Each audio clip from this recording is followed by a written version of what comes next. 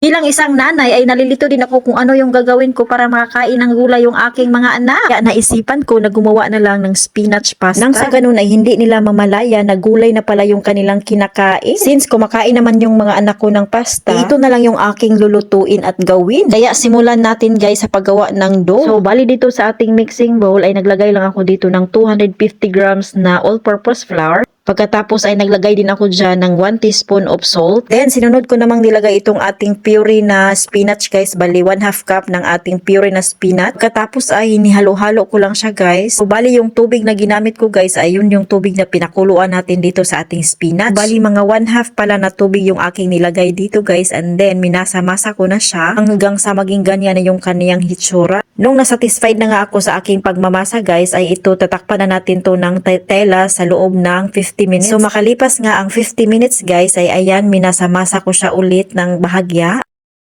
At nung sa tingin ko nga ay okay na siya, so ayan kumuha na ako ng kutsilyo kasi hahatiin natin to sa dalawang parte. So ayan isit aside muna natin tong kalahati guys kasi nga gagamit tayo ng rolling pin kasi i-flat natin tong ating dough. So ayan na nga dinahandahan ko na ngang i-flat itong ating dough hanggang sa maging kanya na yung kaniyang hitsura. Medyo nahihirapan nga ako sa pagalaw dito sa aking kusina guys kasi medyo maliit yung space ng aming kusina. Kaya pa iba-iba yung ating anggulo kasi naghahanap ako ng kung saan ako komportable. So dito nga komportable ako kaso nga lang ay medyo madilim. So ayan, after ko ngang ma-flat yung ating dough ay dito kumuha ko ng malinis na plato and then pinahiran ko muna siya ng oil.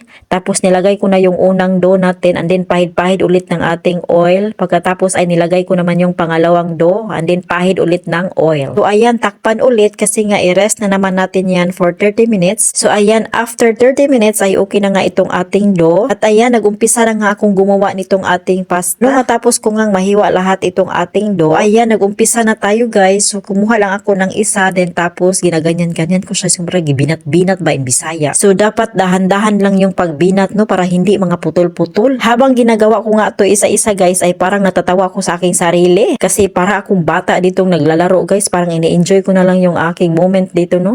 Kasi medyo marami-rami pa yung aking bibinatin. Sa wakas, natapos ko na lahat guys. Tapos, nagpakulo na pala ako dito ng tubig at nang kumulo na nga, ay nilagay ko na nga itong ating pasta. So wala akong nilagay na kahit ano dyan asin or mantika guys. Yung pasta lang talaga yung aking niluluto dyan. So habang dahan-dahan ko ngang nilagay yung aking pasta dyan sa kumukulong tubig ay parang nasiyahan yung aking puso kasi first time kong gumawa ng spinach na pasta. So madali lang pala siyang gawin kaso nga lang mabusisi siya no at of course nakakapagod din. So by the way nung maluto na nga itong ating pasta ay nilagay ko siya dito sa ating malamig na tubig para ma-stop yung cooking process para hindi malata. So bali pagkatapos nga nating maluto itong ating pasta ay gumawa naman ako dito ng ating pang sauce. So, bali dito sa ating mainit na mantika ay nag-isa lang ako dito ng sibuyas na puti. Tapos naman ay nilagyan ko siya ng tomato paste at saka tomato sauce. Then sinunod ko namang nilagay itong ating 1 can of tuna. So ayan nung luto na nga itong ating sauce ay sinunod ko namang nilagay itong ating pasta. So bali sa oras na iyan ay pinatay ko na nga pala yung apoy para hindi malata. Tapos naman ay haluin lang ng mabuti hanggang mag-well combine na yung ating pasta at itong ating sauce. Matanong ko lang guys, kayo ba nakatry na ba kayong gumawa ng sarili nyong pasta? Or pasta na nilagyan ninyo ng flavor? Kasi ako guys, first time ko talagang gumawa nitong ating pasta. At happy ako sa resulta guys kasi sobrang sarap niya talaga. So siya hanggang dito na lang muna mga mare. Salamat sa panonood. Thank you Lord sa blessing.